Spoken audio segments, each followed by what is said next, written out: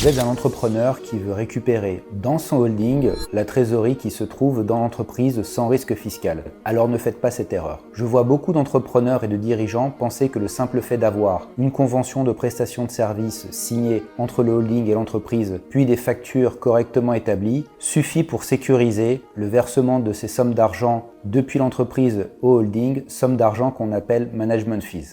Et quand l'administration fiscale effectue un contrôle et demande concrètement qu'est-ce qui a été fait au titre de ces factures, là le dossier se fragilise. Pourquoi? Parce qu'il n'y a pas de preuve concrète du travail effectivement réalisé et facturé. L'administration considère alors qu'il s'agit de prestations fictives avec un redressement fiscal pour l'entreprise qui a versé les sommes. Refus de déduction fiscale des sommes facturées, redressement d'impôt sur les sociétés, redressement TVA avec pénalité de 40%. Chaque année, ces erreurs sont commises par de nombreux entrepreneurs, toujours avec le même schéma. Un entrepreneur qui détient un holding et une entreprise, une convention de prestation de services entre le holding et l'entreprise, des factures forfaitaires mensuelles, mais aucun élément pour prouver le travail réalisé, ni l'utilité pour l'entreprise d'avoir payé ces sommes.